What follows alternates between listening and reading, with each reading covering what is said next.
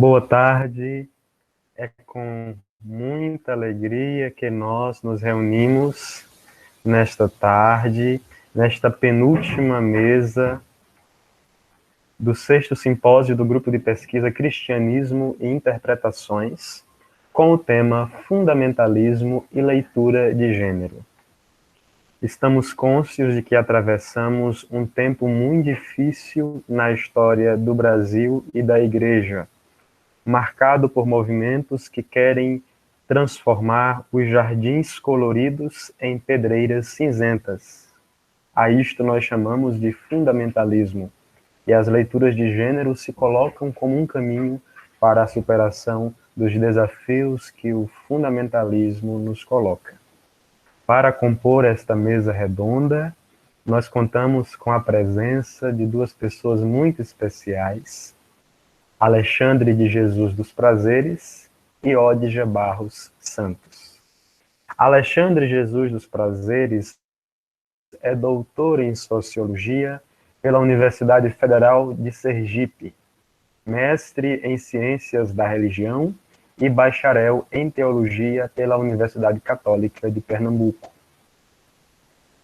É professor substituto do Núcleo de Ciências da Religião da Universidade Federal de Sergipe e no programa de pós-graduação em Ciências da Religião desta mesma instituição.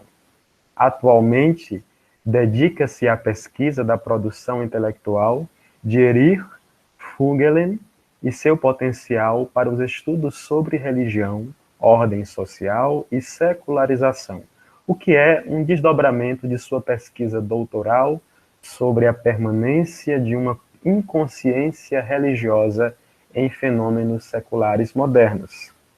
Alexandre dos Prazeres é pastor protestante de tradição presbiteriana. Sua atuação pastoral está voltada, sobretudo, para a organização da nascente Igreja Presbiteriana Unida de Aracaju, uma comunidade que se quer e se propõe inclusiva no estado de Sergipe. Contamos também, como lhes disse anteriormente, com a presença de Odja Barros. Odja Barros é mestre e doutora em Teologia pela ESTE, Escola Superior de Teologia em São Leopoldo, Rio Grande do Sul. Em sua dissertação de mestrado, escreveu sobre o tema Uma hermenêutica popular e feminista na perspectiva da mulher nordestina, um relato de experiência. E sua tese doutoral levou o título Outro Gênero de Igreja, um estudo sobre a prática comunitária de leitura popular da Bíblia. Seu mais recente livro, lançado pela editora Novos Diálogos, intitula-se Flores que Rompem Raízes, Leitura Popular e Feminista da Bíblia, o qual está entre os 5 livros mais procurados do mês desta editora.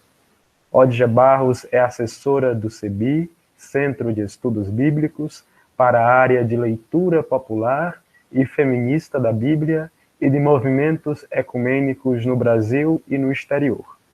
É pastora protestante de tradição batista, atuando há 27 anos na Igreja Batista do Pinheiro, em Maceió, uma comunidade de amor e resistência, de lutas e sonhos e, sobretudo, de uma caminhada bíblico-pastoral que desconhece fronteiras. Nós nos alegramos por estarmos com vocês nesta tarde, e esta mesa é redonda porque aqui há a circularidade, de maneira que nós vamos formando, como a pastora Odja gosta de usar a expressão, esta ciranda, para que nós dancemos ao redor do chamado de Deus que nos chama sempre à vida. Durante as colocações de Alexandre e de Odja, vocês têm plena liberdade de ir colocando suas questões, suas impressões aqui no chat, e ao fim dos colóquios de cada qual, nós vamos entretecendo esta mesa que é redonda. Vamos começar por Alexandre e em seguida ouviremos Odja. Alexandre, seja muito bem-vindo. Obrigado. Então, uma boa tarde a todos e todas. Boa tarde. Desde já agradeço e me sinto feliz em poder contribuir com esta temática, com esta discussão. Eu, por esses dias, acabei produzindo um texto, pensando nesse momento. É claro que eu não vou ler o texto por completo, ficou um tanto extenso, mas eu vou resumi-lo, na verdade. Vou pontuar algumas questões, pincelando algumas citações que eu considero importantes para a compreensão da nossa discussão. O título é o seguinte: Fundamentalismo, Bíblia e Relações de Gênero. Então, entendendo que o fundamentalismo, né, que surge com esse nome, na verdade, no contexto de tradição cristã protestante nos Estados Unidos, mas que é um fenômeno que pode ser encontrado em todas as culturas religiosas e também em culturas humanas, não apenas em fenômenos religiosos, mas em fenômenos laicos, em fenômenos seculares também. E é isso que eu vou explicando ao longo da discussão. Então, eu planejei a fala da seguinte forma. Primeiro, uma abordagem da relação entre modernidade e pluralismo. Essa é uma discussão de cunho mais sociológica. Depois, num segundo momento, com o auxílio de alguns conceitos do teólogo de tradição luterana Paul Tillich, uma abordagem mais teológica, e, por fim, tomar alguns desses elementos para nos auxiliar em questões relacionadas às relações de gênero no texto bíblico. A forma como o fundamentalismo tem tratado, né, a Bíblia e certas interpretações ou certas leituras da Bíblia, e como esses elementos que eu vou abordar, eles podem nos contribuir para uma nova leitura, né, uma nova proposta de leitura. Então, começando com uma abordagem mais sociológica, né, da relação entre modernidade e pluralismo, isso é importante porque o fenômeno fundamentalismo, ele começa a se tornar mais consciente exatamente nesse período que nós chamamos de modernidade, exatamente porque na modernidade nós estamos vivendo uma experiência nova, na qual as diversas culturas, né, do mundo se aproximaram. Já no início da modernidade, quando começa a ocorrer um movimento de deslocamento de pessoas das zonas rurais para os centros urbanos, né, um processo de urbanização, até mesmo por causa da Revolução Industrial, né, pessoas que estavam separadas, ou seja, nas aldeias, nas vilas, em lugares mais afastados umas das outras, se aproximam dos grandes centros urbanos. Depois, mais recentemente, né, com o surgimento de tecnologias, o avanço da ciência, por exemplo, né, que possibilitou a criação de meios de transporte, né, que facilitou o deslocamento para partes do planeta com muito mais velocidade. E agora, com mídias digitais, né, um avanço da tecnologia digital, as pessoas têm uma experiência globalizada, vamos dizer assim. Então, a modernidade nos colocou diante de uma experiência de pluralidade. Né? De início, alguns sociólogos, dentre eles um autor chamado Peter Berger, principalmente nos seus textos da década de 60, ele elabora uma teoria clássica da secularização, teoria que ele abandona mais recentemente. Porque na década de 60 ele entendia que a modernidade ela era secularizante, ela produzia secularização. E secularização sendo compreendida dentro de uma ótica mais sociológica como o declínio da religião na sociedade, o desaparecimento mais frequente da religião na sociedade. Ele abandona essa teoria porque dados empíricos mais recentes com os quais ele começa a ter contato, o Peter Berger, o faz perceber que, na verdade, não ocorreu declínio da religião na sociedade. As sociedades no Ocidente, sociedades modernas, em outras partes do mundo também, não só no Ocidente, elas continuam tão religiosas quanto antes. Né? Com a consciência secularizada, talvez estivesse mais presente em círculos de intelectuais, em ambientes universitários, mas não entre as pessoas comuns, de um modo geral. Aí ele percebe que o que ocorre, na verdade, é que as pessoas elas passaram a viver, né, de maneira concomitante com uma experiência de pluralismo. Né, um pluralismo de diversas religiões, de diversas tradições religiosas, mas também um pluralismo que une pessoas com mentalidade religiosa, com uma consciência religiosa, mas também com consciência secular. E as pessoas precisam fazer o equilíbrio entre os elementos da secularidade, que de fato estão presentes na modernidade, e os elementos religiosos. E assim as pessoas vão equilibrando isso no cotidiano. Esse esforço é realizado no cotidiano. No geral, as pessoas não estão preocupadas com o que é secular, com o que é religioso, a não ser quando, de alguma forma, esses elementos começam a afetar as suas vidas. As teorizações, muitas vezes, têm ficado com os especialistas. As pessoas comuns, elas podem até agirem ou se comportarem em termos de reação a este fenômeno de pluralismo. Né? O Berg, ele apresenta duas reações básicas a esse pluralismo. Né? Vamos dizer, o pluralismo, ele nos colocou em contato com diversas culturas, né, tanto religiosas como humanas, de um modo geral, e isso possibilitou uma experiência globalizada de relativismo.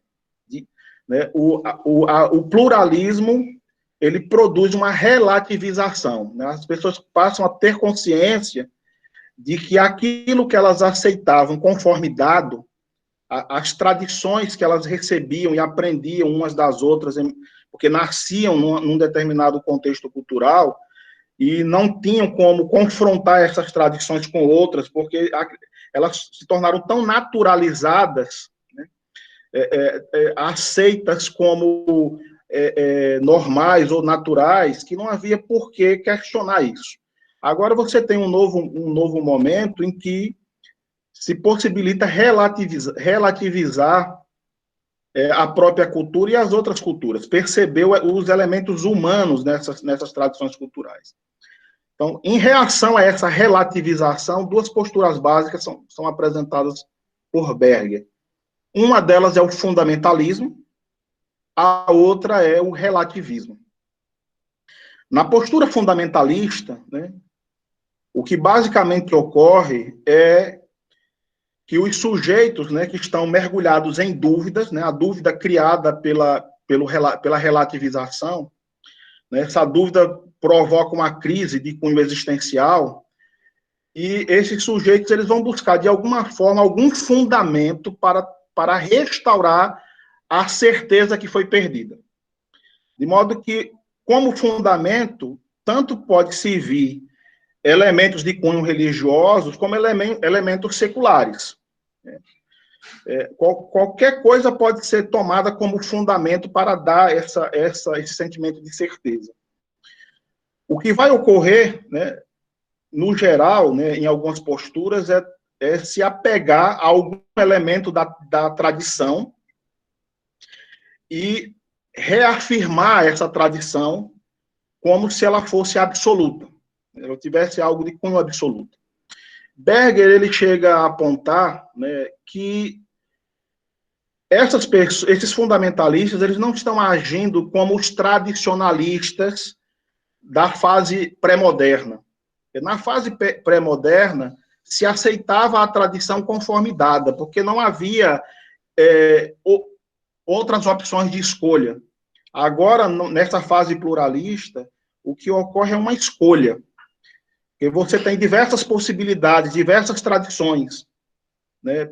diante de si e se assume uma como fundamento. Então, é uma espécie de neotradicionalismo. E é preciso continuar afirmando e silenciando as outras pessoas, porque as pessoas, elas nos fazem lembrar que uma escolha foi feita. Então, o fundamentalista, ele assume uma postura fanática porque ele está numa posição vulnerável. Ele escolheu pensar de uma determinada forma e precisa sustentar isso a qualquer ponto. E por isso ele tem que silenciar qualquer voz discordante que lembre que essa escolha foi feita em algum momento.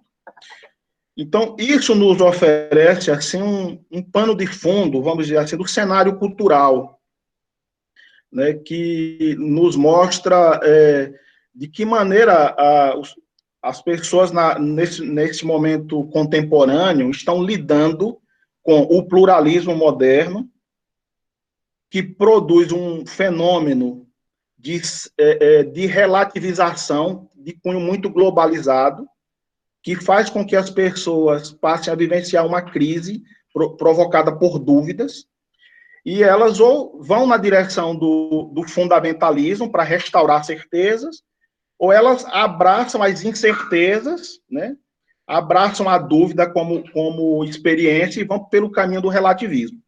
Então, não há mais nada seguro, não há verdades, não há nenhum tipo de absoluto, mesmo que o absoluto não esteja nessa esfera temporal, né, mas apenas como um elemento a ser buscado, ou a verdade como algo a ser buscado. Né?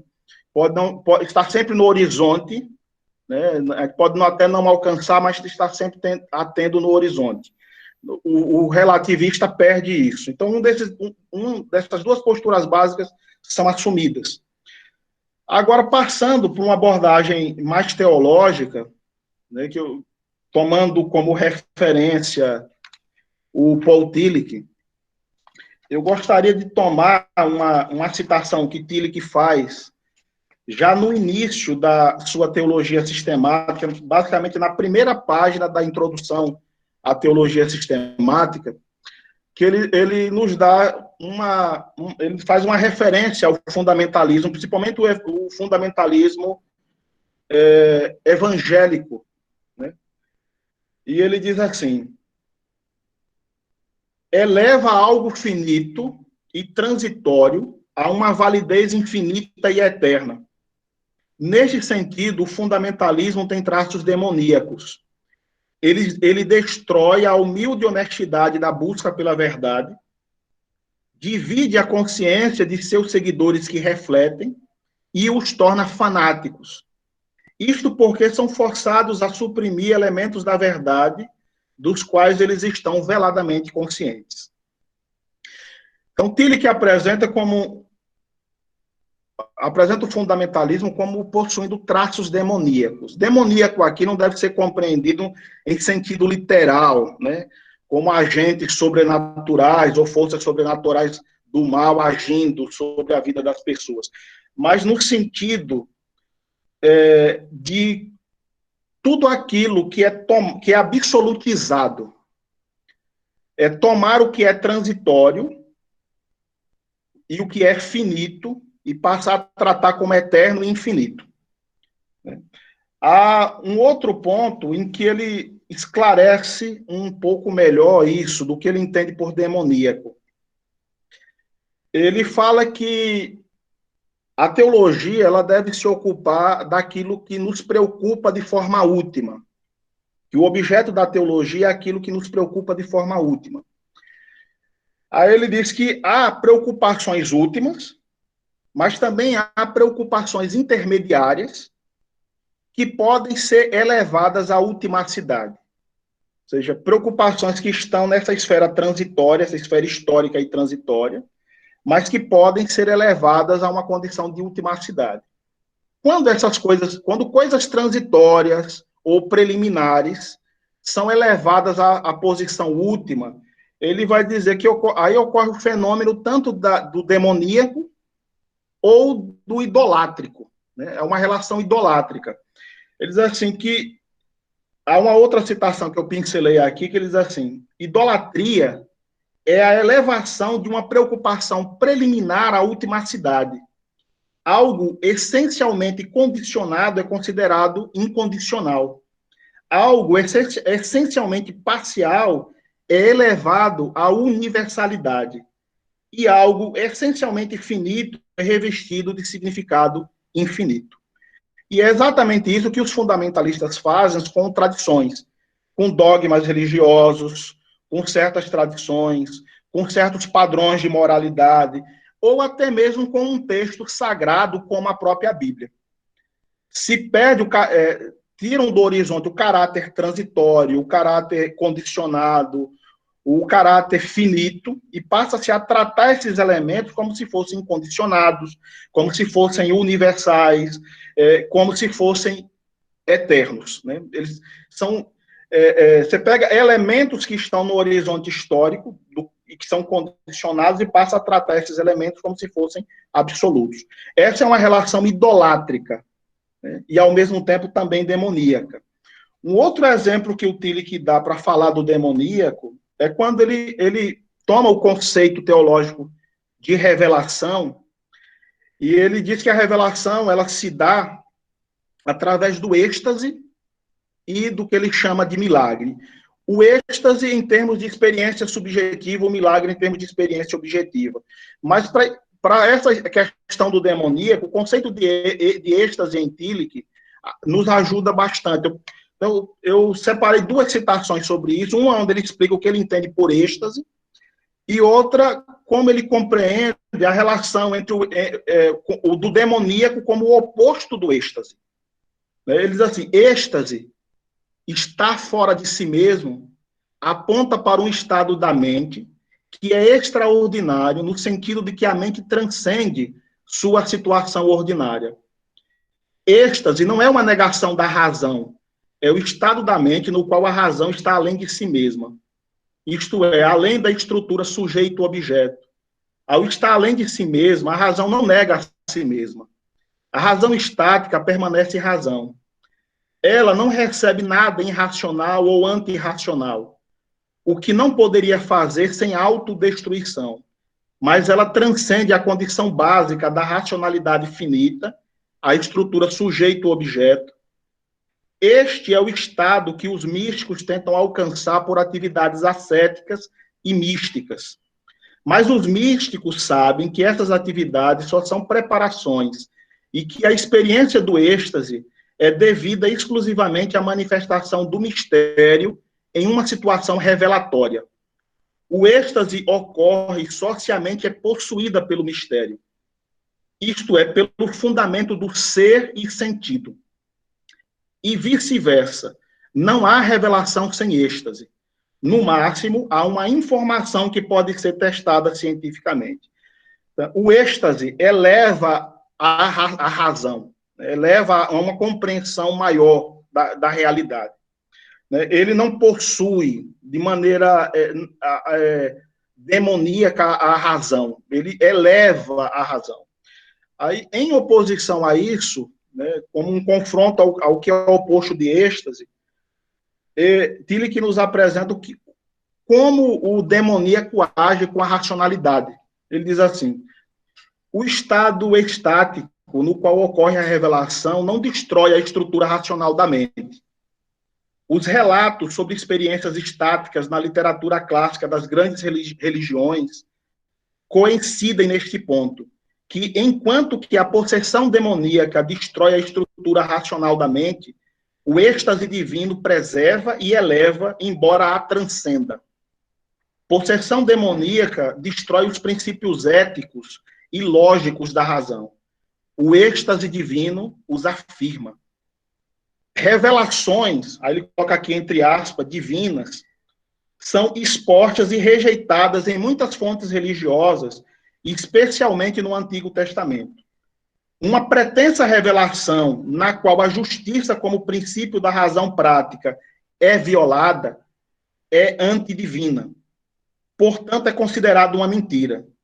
O demoníaco cega, não revela. No estado de possessão demoníaca, a mente não está, de fato, fora de si mesma. Ela, de fato, está em poder de elementos dela mesma, que aspiram à totalidade da mente, que se apoderam do centro do eu racional e o destrói. Então, o demoníaco é destruidor. Né? O demoníaco é destruidor. Eles que o demoníaco são elementos na própria mente que querem assumir o controle total da razão, o controle total da mente. É esse ponto que eu uso para exemplificar a relação que há com a postura fundamentalista. Na postura fundamentalista, se abdica de um elemento extremamente importante para a espiritualidade, que é a capacidade de questionar a realidade. Né? Questionar no sentido cartesiano mesmo, fazer perguntas sobre a realidade. O fundamentalista, para preservar certezas, ele abre mão do direito de fazer perguntas, e assim ele provoca um suicídio do seu próprio eu, ou um suicídio do direito de interrogar a realidade. Ao fazer isso, ele se entrega a um domínio total, né, de certos elementos que podem lhe trazer certeza, né, uma suposta certeza, e passa a excluir, né, qualquer tipo de pergunta ou qualquer tipo de relação com outros sujeitos que possam levantar questionamentos que abalem essa certeza. Então, de modo que isso que se apoderou da razão se tornou algo de natureza demoníaca. Então, essas duas questões, né, o demoníaco ou como algo idolátrico, né, algo que é transitório, que é terreno, que é mundano e que é assumir a posição de algo eterno, de algo incondicionado, ou como algo que se apodera da mente e a destrói. Né, e a destrói. Então, no fundamentalismo, isso está muito bem marcado, muito bem presente. Né? Aí, um outro exemplo ainda em Tillich é aquele que ele parte da discussão num livro chamado Coragem de Ser. Ele fala sobre o ser e o não ser, né? O não ser como todos aqueles elementos que negam a nossa existência, né? Que nos impede de viver a nossa existência de maneira plena, ou de nos autoafirmar com coragem, afirmar a nossa própria essência com coragem. E ele diz que o não ser, ele ameaça essa nossa autoafirmação, né, de algumas formas. De uma das formas do não ser ameaçar a nossa autoafirmação diz respeito a ameaçar a nossa autoafirmação espiritual. E ele ameaça a nossa autoafirmação espiritual em termos de uma experiência que ele chama de ansiedade de vacuidade e insignificação. Essa ansiedade de vacuidade, ou de falta de sentido, ou de insignificação, diz respeito a quando nós estamos envolvidos em momentos em que mudanças culturais estão ocorrendo, e nós perdemos a capacidade de conviver com essas mudanças de forma criadora. Então, ao invés das mudanças nos trazerem sentido de existência, elas começam a derrubar o nosso equilíbrio existencial e nos mergulham em crise, né, numa espécie de vazio em termos de sentido. O que acaba ocorrendo com isso é que, para tentar restaurar a certeza, né, aí novamente Tillich diz que se abandona a capacidade de questionar a realidade e agir diante da realidade de maneira criadora. Eu pincelei mais uma citação sobre isso, essa citação do livro Coragem de Ser, na página 38, a citação dele diz o seguinte: o homem tem um outro caminho. A dúvida se baseia na separação do homem do todo da realidade, de sua falta de participação universal no isolamento de seu eu individual. Ele tenta sair desta situação, renunciar à sua separação e autorrelacionamento. Voa da liberdade de perguntar e responder por si mesmo para uma situação na qual não podem ser formuladas questões ulteriores e as respostas às questões prévias são impostas a ele autoritariamente. A fim de evitar o risco de perguntar e duvidar, ele renuncia ao risco de perguntar e duvidar. renuncia a si próprio, tentando salvar sua vida espiritual. Ele foge de sua liberdade, tentando fugir à ansiedade da insignificação. Agora, ele não está mais sozinho, nem na sua dúvida existencial, nem no desespero. Ele participa, ele coloca entre aspas, e afirma pela participação o conteúdo de sua vida espiritual. A significação está salva, mas o eu é sacrificado. E desde que a submissão da dúvida foi matéria de sacrifício, o sacrifício da liberdade do eu deixa sua marca na certeza reconquistada, uma autoagressividade fanática.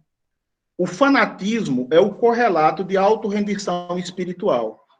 Mostra a ansiedade que supostamente estava dominada, atacando com violência desproporcionada aqueles que discordam e que demonstram por sua discordância elementos que o fanático deve suprimir ele mesmo de sua vida espiritual. Porque ele deve suprimi-los dentro dele, tem que suprimi-lo nos outros. Sua ansiedade força-o a perseguir os que discordam. Né? Então, o sacrifício do eu, ou o sacrifício da capacidade de fazer perguntas e obter respostas, é assumido como uma forma de restaurar a certeza ou de se livrar da dúvida. Uma das formas desse fundamentalismo se manifestar é o fundamentalismo bíblico. Nesse caso, o texto sagrado, ou algum tipo de interpretação do texto, né, é tratado de forma absoluta. Né? É o transitório sendo tratado de uma forma absoluta, impedindo a capacidade de reconhecer o que é tipicamente humano, né, tipicamente cultural, tipicamente historicamente condicionado, vamos dizer assim, e passando a tratar isso como se fosse algo absoluto. Mesmo que o texto sagrado tivesse caído pronto do céu, ao entrar em contato com a história, ele se relativizaria, porque ele já estaria estabelecendo uma relação com o tempo e com o lugar. Né? Só que o fundamentalista não consegue reconhecer a relatividade desses elementos, ele passa a absolutizar. A experiência, basicamente, é de um círculo hermenêutico.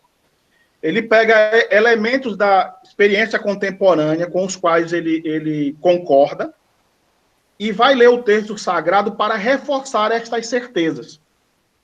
Então, quando é pensado em relação à questão das relações de gênero, ou a questões como sexismo ou homofobismo no texto sagrado, como a cultura ocidental é sexista e é uma cultura homofóbica, eu vou procurar no texto elementos que reforcem o sexismo da cultura ocidental ou o homofobismo da cultura ocidental. E assim eu fico num processo de absolutização de elementos puramente humanos. O que eu aponto, eu vou deixar para as questões, né?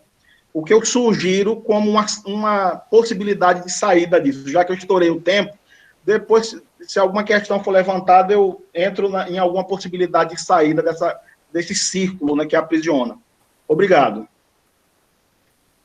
Obrigado, Alexandre, por nos colocar diante desse raio-x do fundamentalismo feito a partir de Peter Berg e do grande Paul Tillich. Ouçamos agora a pastora Odja Barros.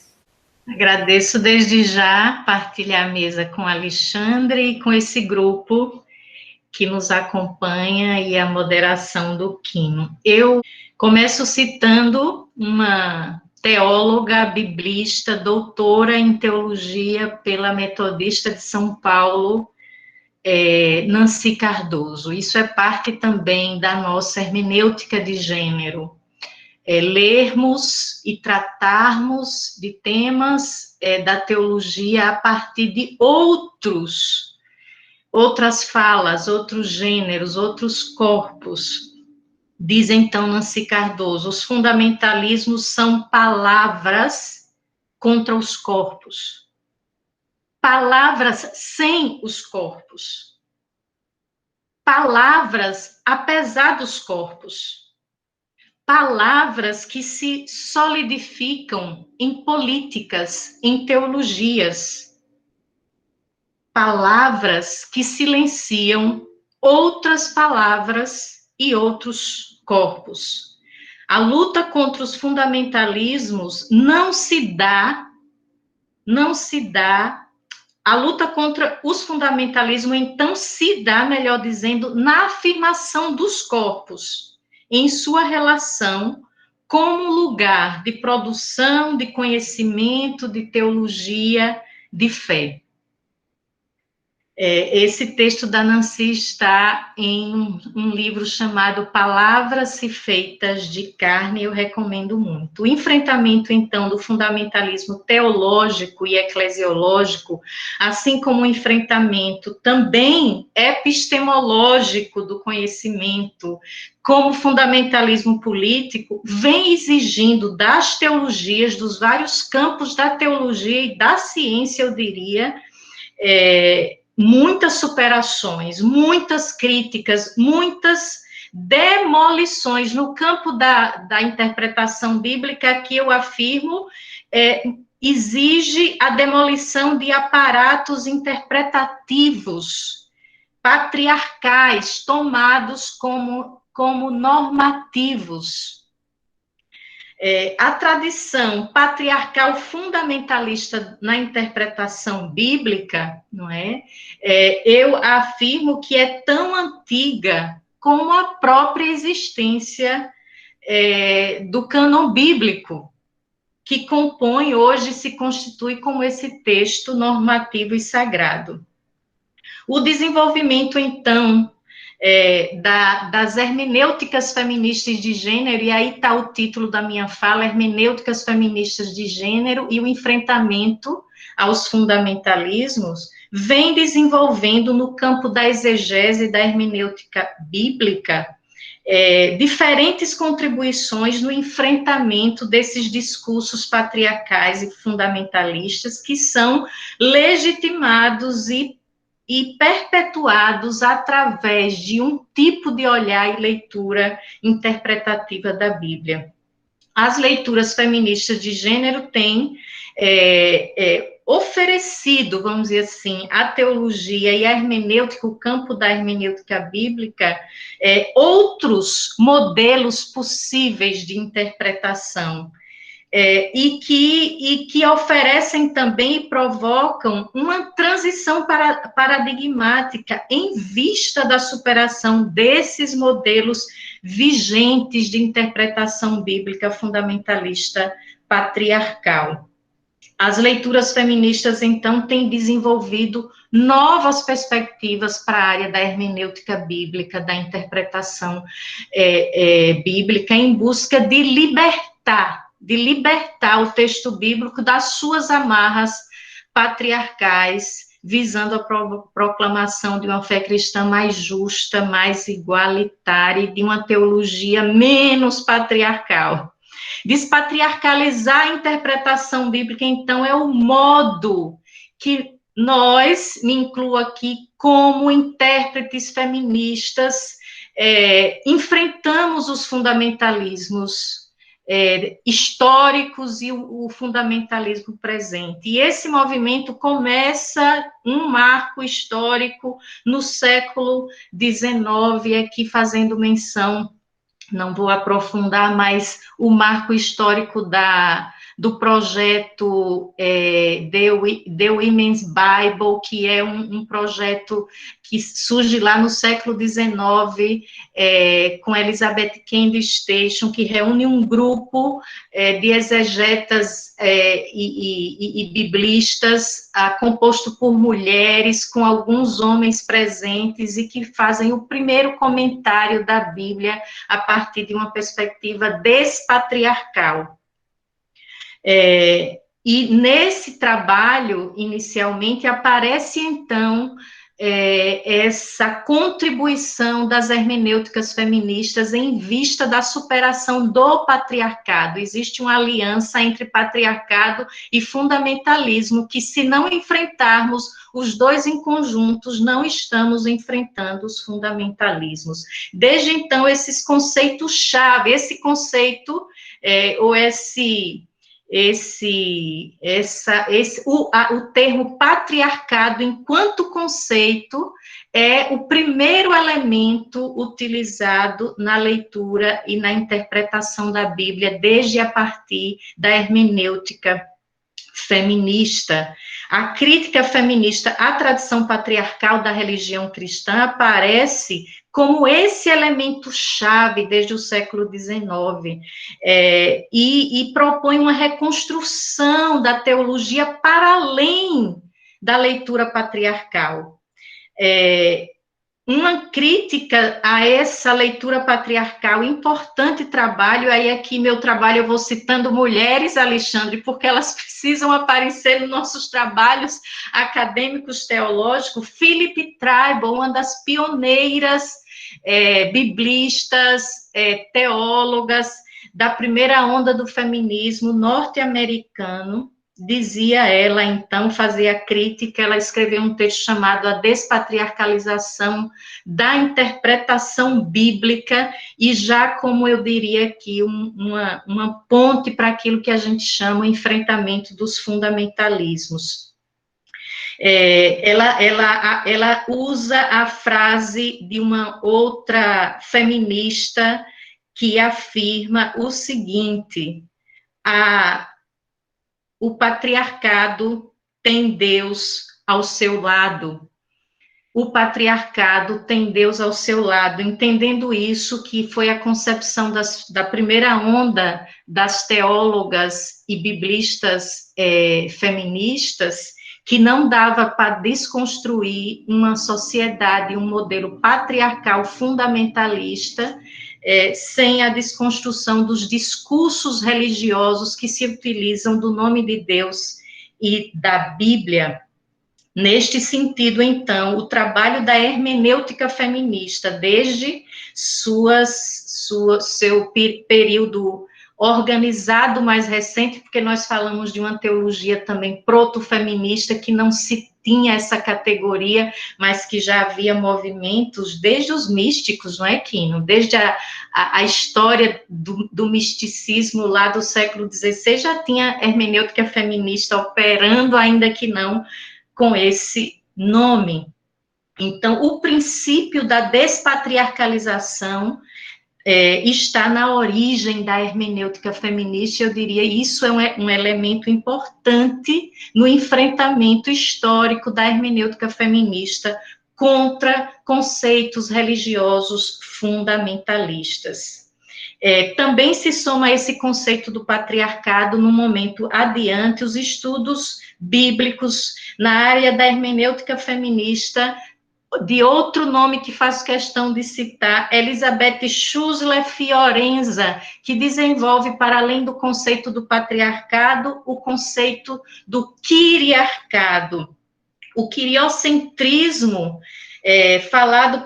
denunciado por Fiorenza, entende-se como um sistema correlacionado de dominações. De acordo com Fiorenza, sociedades quiriarcais precisam sobreviver a partir dessa visão de uma classe serva subordinada de pessoas. A existência de uma classe serva é mantida através de leis, de sistemas educacionais, políticos e religiosos de subordinação, e tudo isso amparado por uma hermenêutica patriarcal fundamentalista e racista.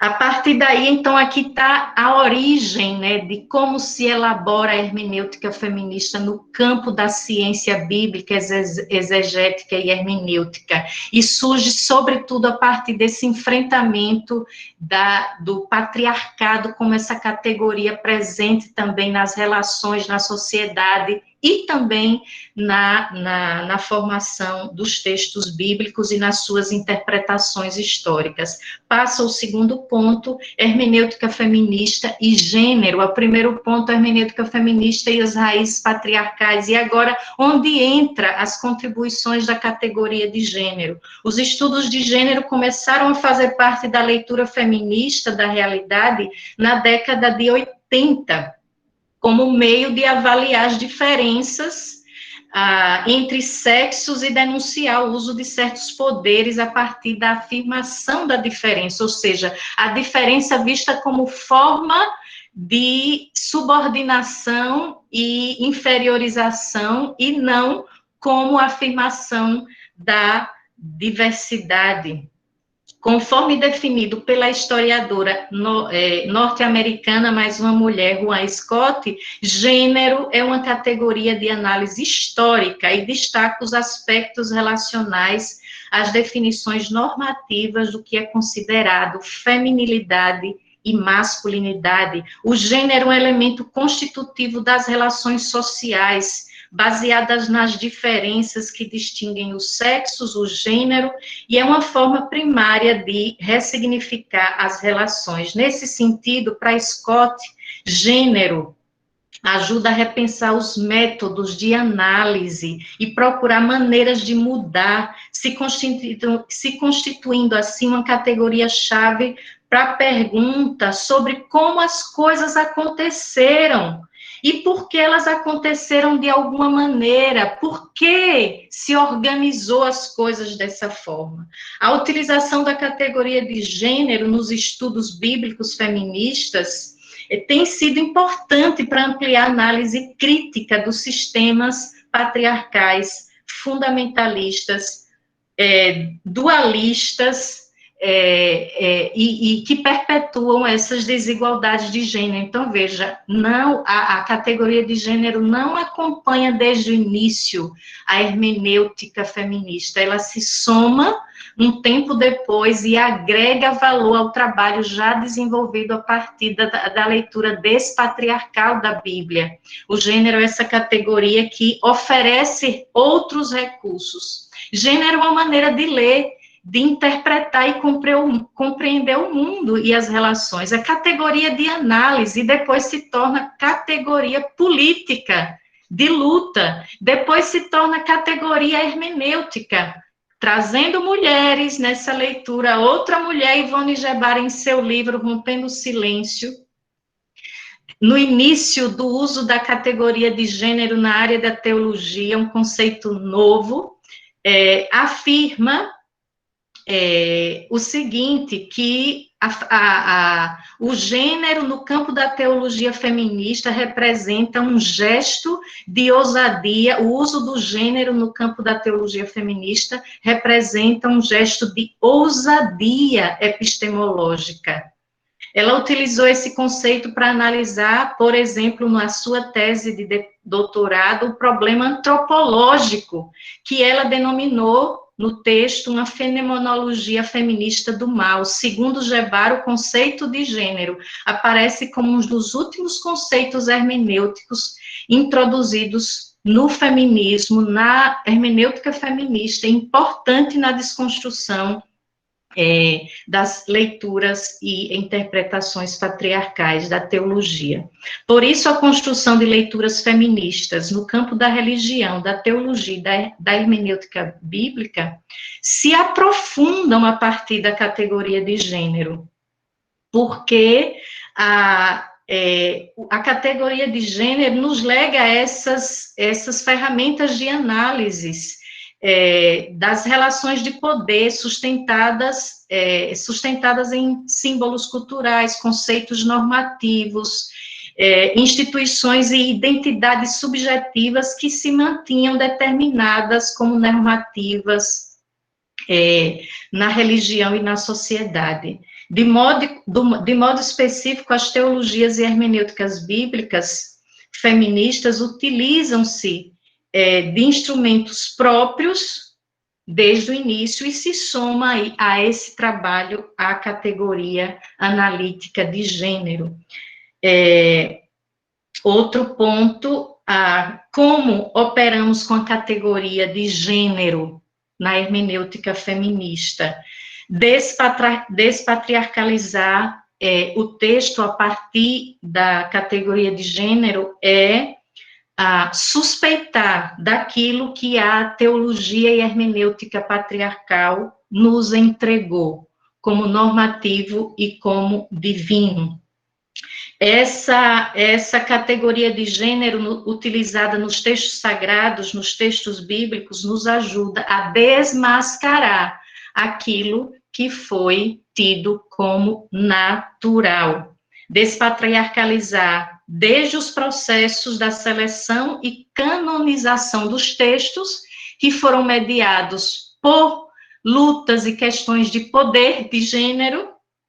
Segundo, citando mais mulheres, teólogas, biblistas, feministas, Pui Kuipulan, que é uma biblista asiática, afirma que, quando comparada à autoridade oral em relação à autoridade baseada no texto escrito, a primeira é considerada intrinsecamente mais democrática e igualitária, e a segunda tende a ser mais patriarcal. Ou seja, o que é que a gente diz com isso? Os processos de escrita, seleção e canonização dos textos foram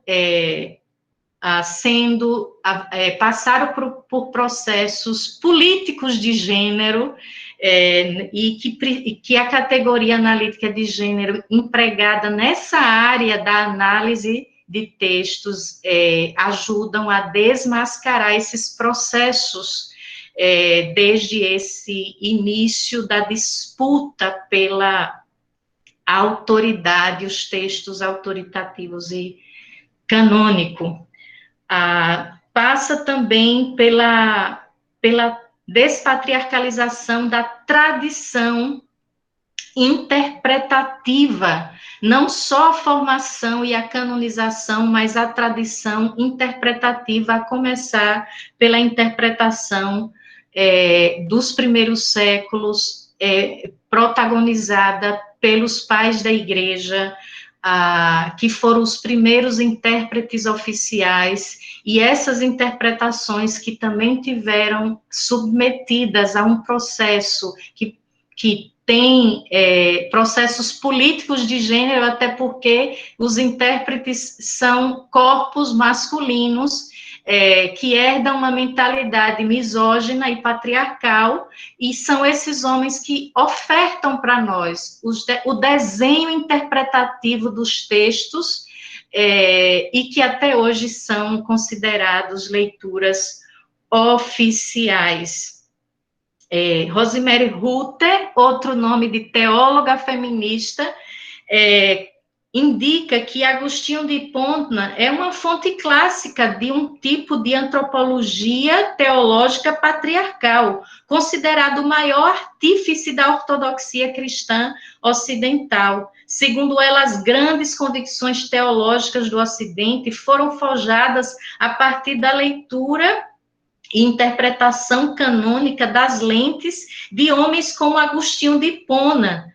Agostinho representava uma síntese da grande tradição patrística, responsável por essa compreensão cristã que deu a forma patriarcal à sociedade e à igreja ocidental. A visão de Agostinho sobre as mulheres, por exemplo, como filhas de Eva e, consequentemente, como origem e herdeiras do pecado e mal original, fez com que ele declarasse que a mulher é imagem de Deus somente de um modo secundário, quando unida a um homem.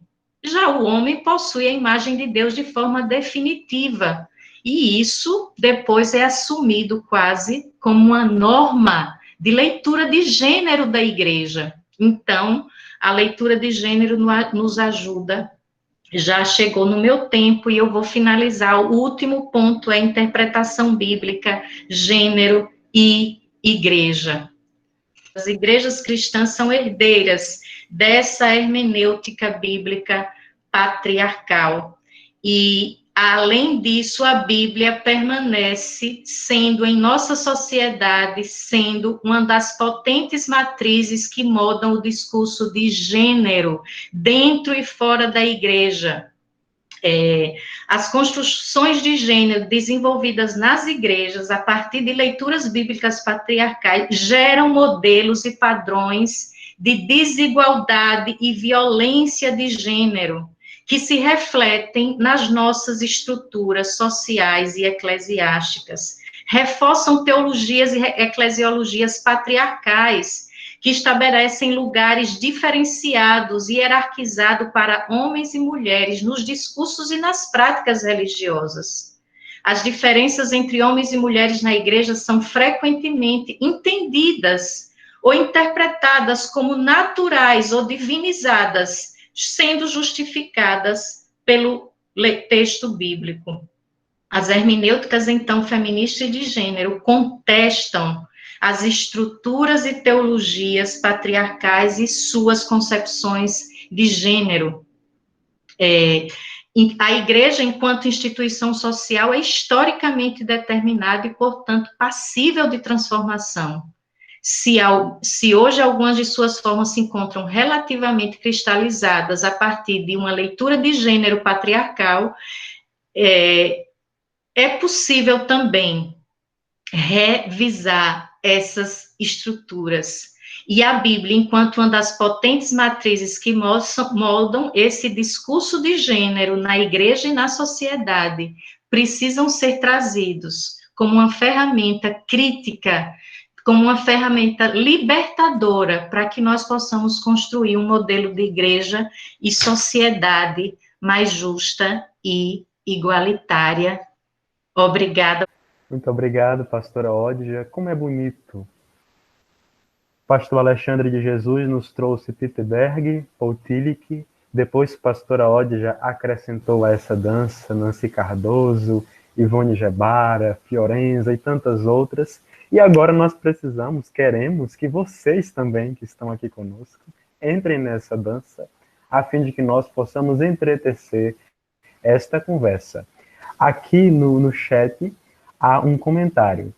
É feito pelo grupo de pesquisa Cristianismo e Interpretações. Que beleza ouvir uma mulher que fala com seu olhar e nos enriquece com uma teologia crítica da leitura patriarcal da Escritura. Há também aqui um pedido de Thaís Tianca, pedindo para que você, pastor Odja, se possível, escreva aqui no chat o nome da biblista asiática que você citou. Se alguém desejar fazer uma pergunta de maneira verbal, pode fazer, desde que seja feita de maneira concisa, que não ultrapasse 1 minuto. Caso não, vocês podem escrever aqui no chat.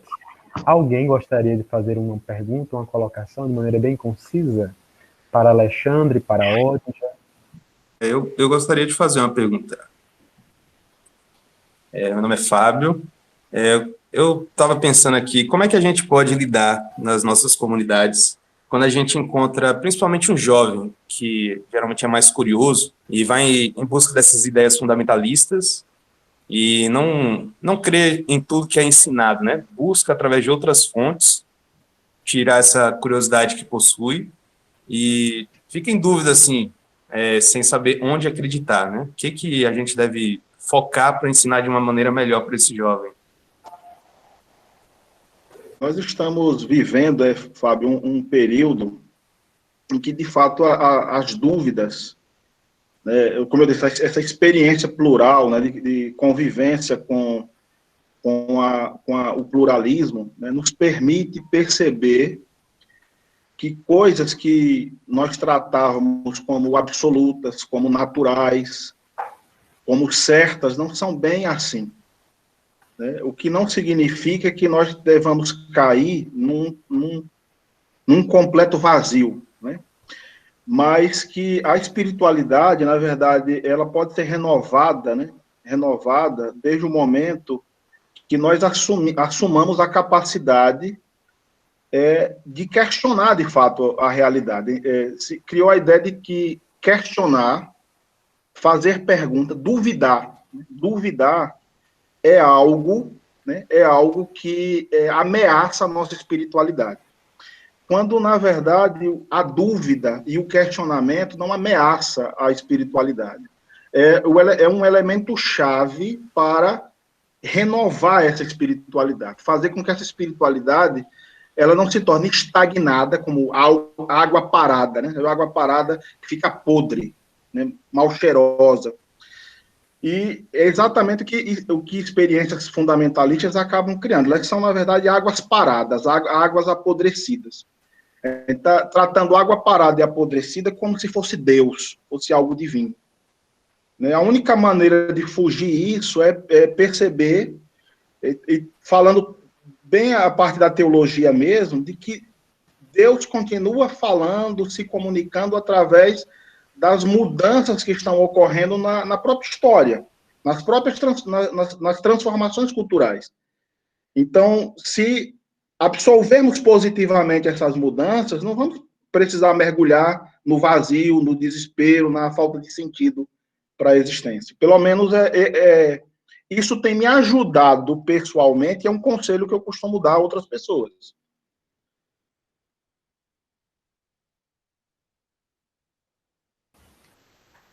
Agradecemos pela resposta, pastor Alexandre.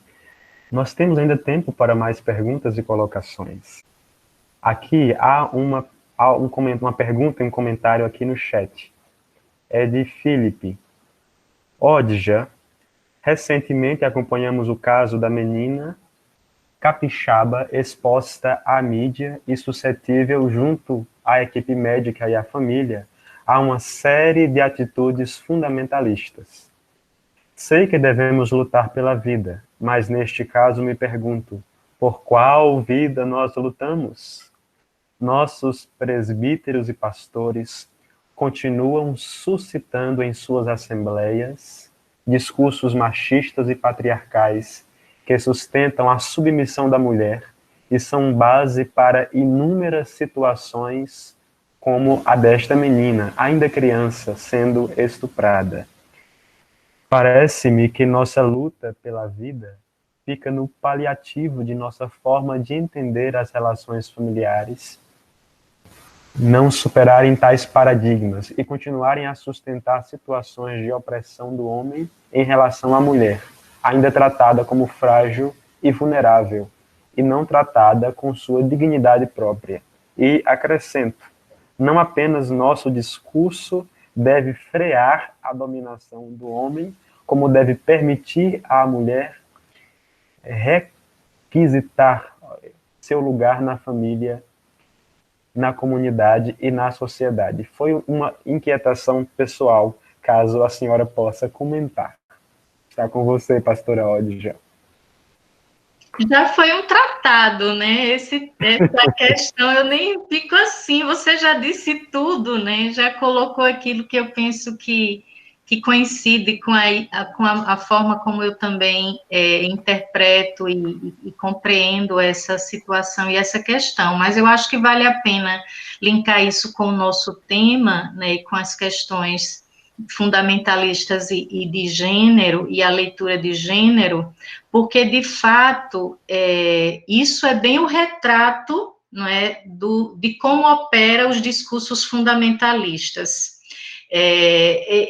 Esse discurso que se coloca num lugar que elege, vamos dizer assim, alguns temas e algumas questões como, eu diria, vou usar o termo mais popular, como uma verdadeira cortina de fumaça sobre verdadeiras e profundas questões, não é? Porque por trás dessa situação, que não é uma situação isolada da menina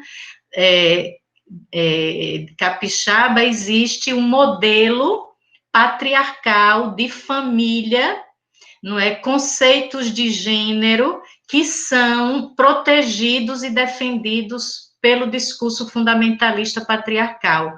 E esse modelo mostra seus maus frutos, não é? Isso é o fruto produzido pela raiz patriarcal desse modelo de família patriarcal, que é um modelo que abriga violências, desigualdades, coisas terríveis, e que, na verdade, quando o discurso fundamentalista vem com esse discurso de defesa da vida, na verdade, a gente tem que ter cuidado, porque o termo defesa da vida, que inicialmente era um termo utilizado pelos grupos, vamos dizer assim, mais não conservadores, mas os grupos realmente de luta popular, foi um termo cooptado pelos grupos fundamentalistas, não é? E a gente precisa estar atento. Na verdade, eu penso que isso mostra bem esse conflito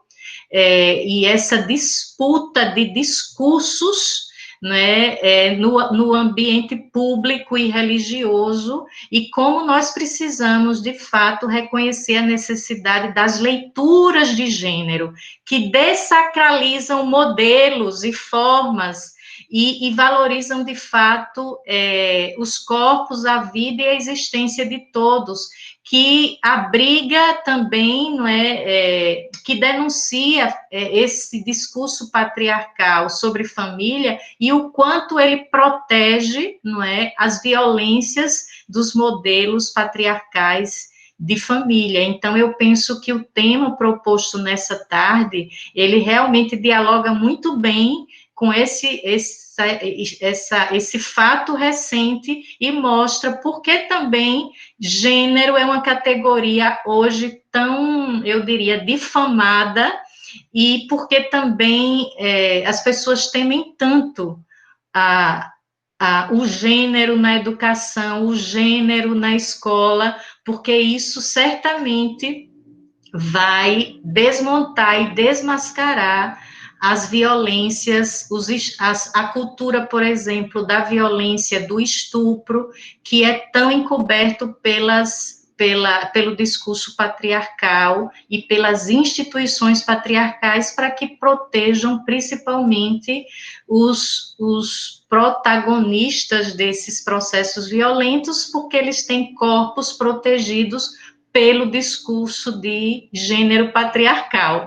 Então, eu agradeço muito a questão, porque eu acho que ela, na verdade, ela concretiza nossas reflexões em uma situação muito próxima a nós e que nos ainda fortalecem ainda mais a urgência de trazermos essas questões de leitura de gênero para os nossos estudos teológicos e estudos da religião. Obrigada. Obrigado, pastor Odja. Mais gente está chegando para dar as mãos nessa dança epistemológica. Há mais 3 perguntas. A primeira é de Maria Nivaneide. Odja, os fundamentalismos presentes em nossas comunidades de fé e em nossa sociedade se impõem e dominam os corpos, tentam calar e ou censurar a palavra de Deus pronunciada na vida das pessoas. Nesse processo de despatriarcalização da leitura bíblica, alguns passos foram dados, mas ainda há um longo caminho pela frente. Que ações e atitudes podem ser desenvolvidas atualmente a partir da contribuição da teologia feminista e de gênero? Segunda pergunta, do grupo de pesquisa Cristianismo e Interpretações. Seria possível esclarecer a diferença entre esse trabalho relativo a questões de gênero e o trabalho junto à comunidade LGBTQI+? Porque me parece que ao falar sobre gênero colocam todas essas realidades juntas. A terceira e última pergunta é de Fernando Batista de Campos. Edith Stein usa como chave de leitura teológica para a compreensão da feminilidade a pessoa humana. Faltar reflexões de gênero na rivalidade e no poder não empobrece as leituras de gênero? São essas 3 perguntas dirigidas a você, pastora Odja.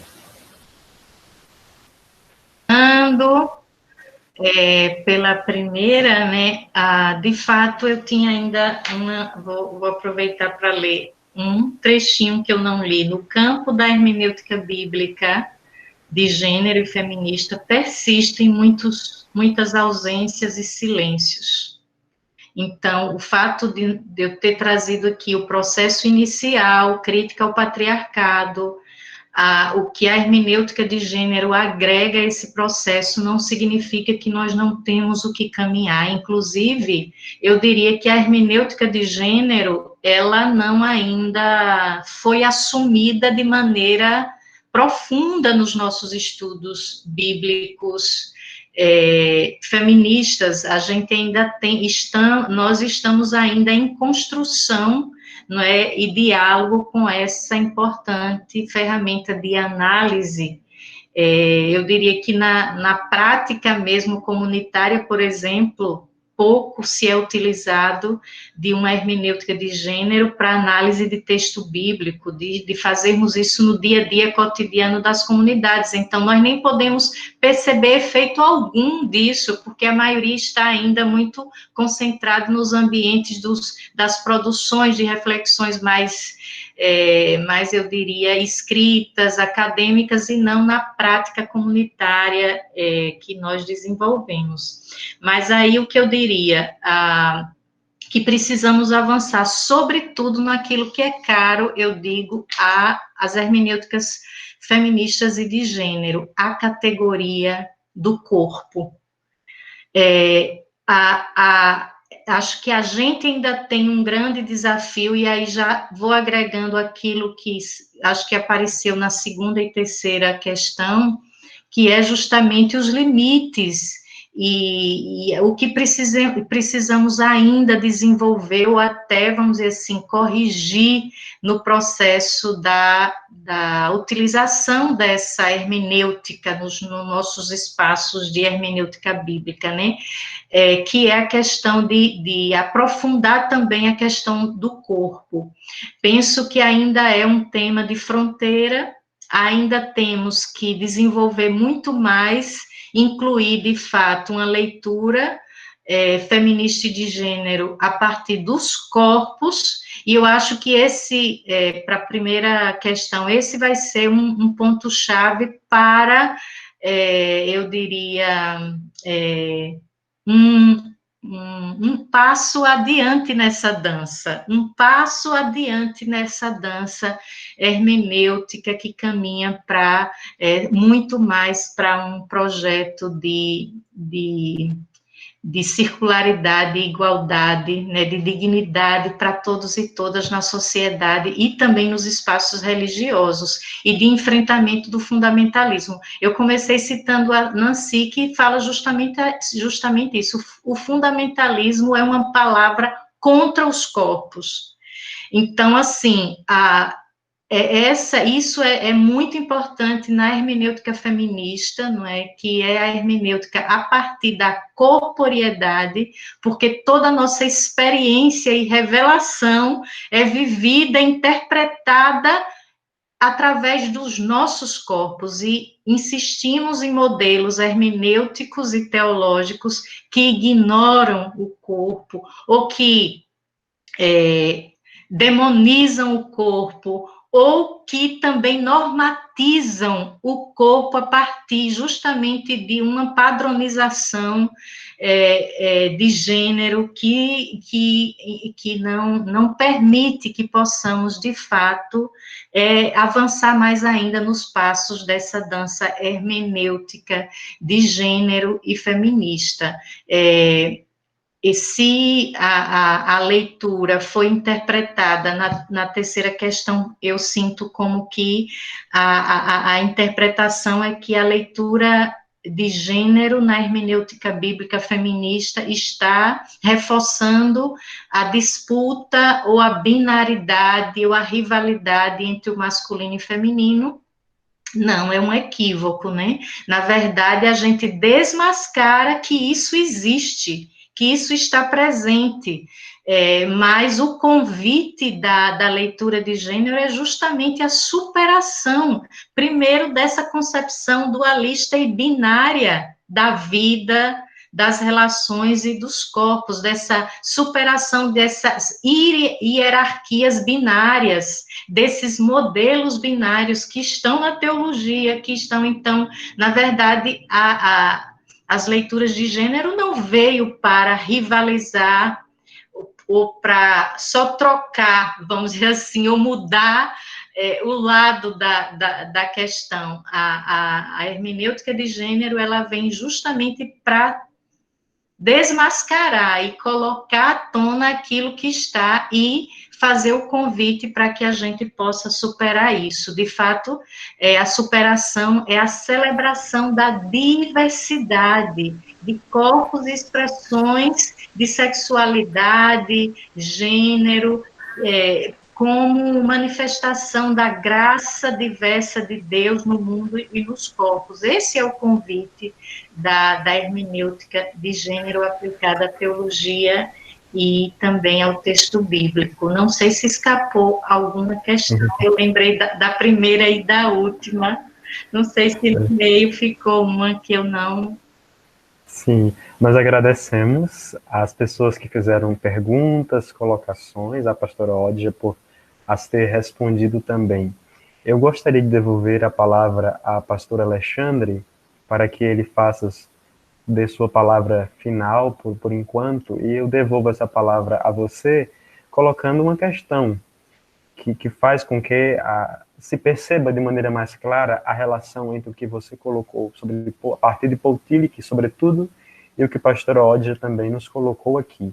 Porque você dizia, pastor Alexandre, que em Paul Tillich, o demoníaco e o idolátrico consiste na absolutização daquilo que é condicionado.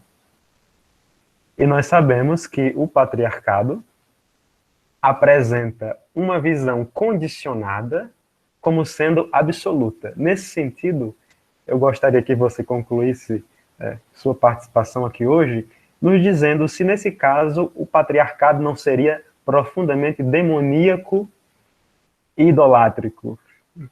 E após sua palavra, a palavra volta para a pastora Odja para que ela se despeça de nós também após você. Está com você, pastor. É exatamente isso, né? Eu acho que um dos grandes problemas do fundamentalismo bíblico, né, dentre os vários outros que existem, é exatamente de tornar aquilo que é transitório, tratar o que é transitório e condicionado, como se fosse absoluto, como se fosse universal, como se fosse eterno. Por exemplo, se toma elementos típicos das culturas humanas, né, que a partir das quais os personagens bíblicos, as narrativas bíblicas, as histórias bíblicas estavam ali envolvidas, e que estavam todas permeadas por elementos que ainda estão presentes na nossa cultura contemporânea, seja patriarcado, sexismo, racismo, heterossexismo, né? E se toma esses elementos todos e eles são interpretados como palavra de Deus, né? Então, acho que o que as leituras de gênero estão propondo é colocar esses elementos nos seus devidos lugares. Eles são construções humanas, eles não são palavra de Deus.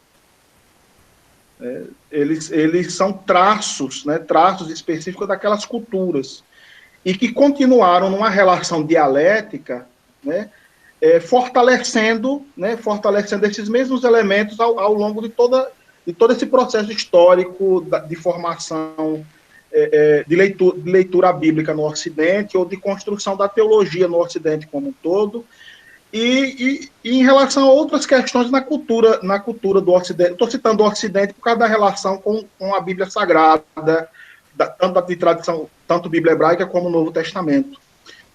Então, acho que o principal elemento é esse, né? Se absolutizou patriarcado, homofobismo, heterossexismo presentes nas culturas humanas que contribuíram com a formação do texto sagrado e interpretou esses elementos como palavra de Deus. Então, desse jeito, eu pincelando uma fala da Odja, ao fazer isso, se trouxe Deus para o lado dessas questões.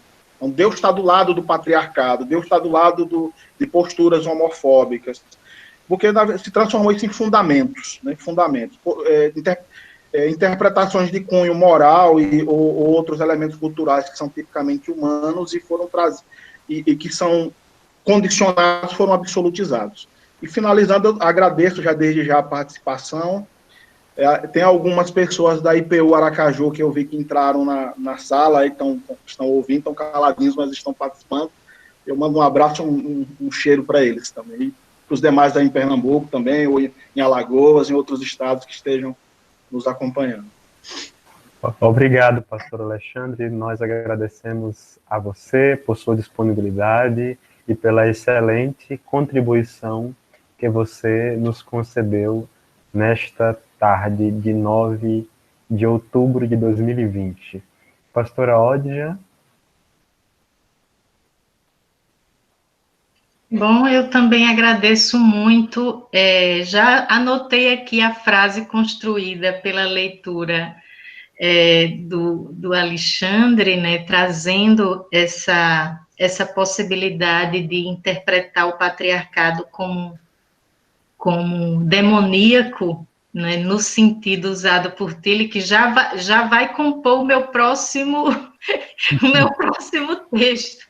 Alexandre, gratidão por compartilhar esse momento, essa ciranda, né, de conversa com você, conhecê-lo, conhecer o seu trabalho um pouquinho mais. Obrigada ao Quino pela moderação e a esse grupo, não é, que nos acolheu e nos ouviu pacientemente, e poder partilhar. Não precisamos, não somos fundamentalistas, não queremos ter a verdade e a única e última palavra, queremos esse espaço, não é, circular, onde possamos ter liberdade de colocar a nossa fala e acolher a do outro, e poder viver essa experiência tão divina, não é? Porque é justamente onde podemos expressar nossos corpos, ou aquilo que somos e pensamos do nosso jeito, né? Com as nossas... Todas as nossas... eu, quando falo com as entranhas, minha gente. Eu não deixo nada de fora. Então, não tem esse negócio de conhecimento neutro e tal. Para mim, é essa coisa da vida e do corpo que pulsa em tudo que a gente faz e como a gente faz texto teológico, faz discussão acadêmica, a gente faz aí, nesse lugar. Então, só agradecer também, não é, a esse simpósio e essa proposta tão necessária e tão urgente para os tempos que vivemos.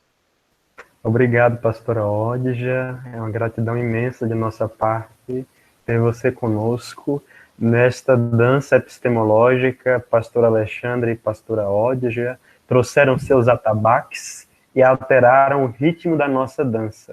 Que essa dança prossiga, e eu devolvo a palavra ao professor Vianney. Shalom.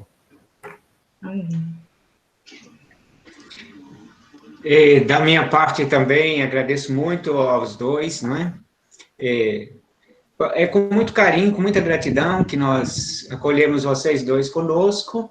Muito obrigado a todas e todos que estiveram conosco até aqui.